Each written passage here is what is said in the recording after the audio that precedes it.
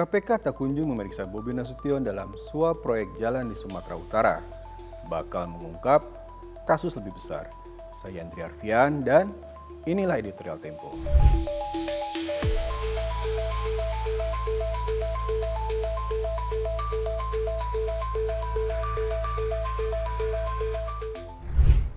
Nama Bobi Nasution muncul dalam persidangan 2 kasus korupsi. Namun, aparatur hukum tidak pernah memeriksanya. Kita patut curiga mengapa Gubernur Sumatera Utara dan menantu mantan Presiden Joko Widodo itu tak tersentuh hukum. Dalam perkara suap proyek infrastruktur misalnya, Majelis Hakim memerintahkan Komisi Pemberantasan Korupsi menghadirkan Bobi dalam persidangan dengan terdakwa Topan Ginting, ex-Kepala Dinas Pekerjaan Umum dan Penataan Ruang Sumatera Utara. KPK mencokok orang kepercayaan Bobi itu dalam operasi tangkap tangan karena dugaan menerima besel dari 2 kontraktor swasta.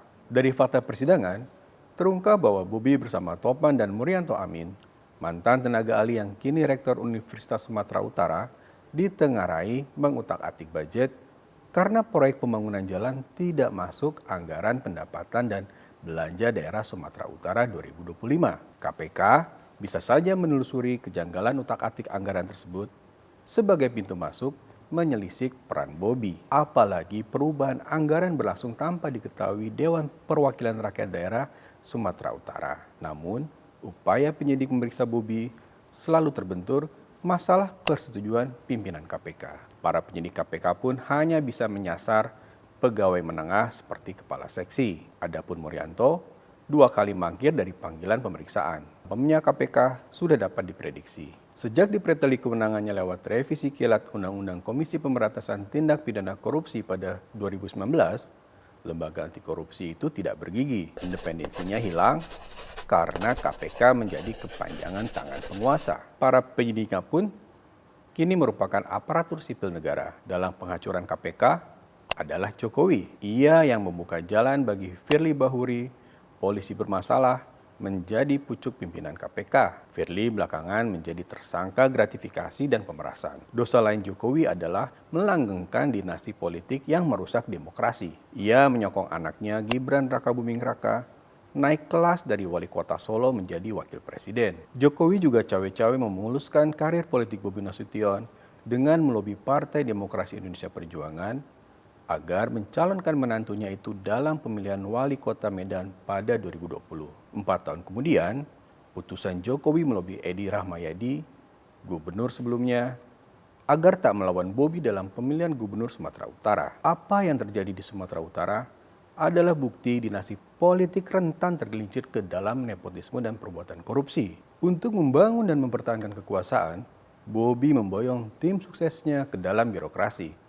Betapapun tak kompetennya mereka. Dinasti politik meminjam pendapat Ing Amundsen dalam Political Corruption, An Introduction to the Issues, seringkali beroperasi dalam sistem patrimonial, di mana jabatan dan sumber daya publik diperlakukan sebagai aset keluarga untuk keuntungan pribadi dan kroni. Itulah yang nyata terjadi di Indonesia. Pemimpin yang terafiliasi dengan dinasti politik juga jarang bisa diseret ke meja hijau. Lemahnya mekanisme pertanggungjawaban menjadi celah dan dinasti mampu mempengaruhi proses hukum. Dalam kasus yang menyeret Bobi, ia masih dilindungi sisa-sisa jejaring kekuasaan Jokowi. Analisis lain, kasus korupsi di Sumatera Utara akan membuka borok lebih besar. Ibarat rumah kartu, perkara suap proyek jalan akan menyeret Bobi ke kasus-kasus lain, termasuk perkara suap Blok Medan, sebutan konsesi pertambangan di Maluku Utara. Nama Bobi dan istrinya Kahiyang Ayu terungkap dalam persidangan lewat kesaksian Abdul Ghani Kasuba, Gubernur Maluku Utara 2014-2023. Keduanya mendapat jatah konsesi tambang nikel di profesi tersebut. Abdul Ghani mengaku ditelepon Kahiyang yang menanyakan konsesi tambang di Halmahera Timur pada 2022. Selepas percakapan di sambungan telepon, Abdul Ghani terbang ke Medan menemuinya guna membahas konsesi tambang. Abdul Ghani meninggal pada Maret 2025.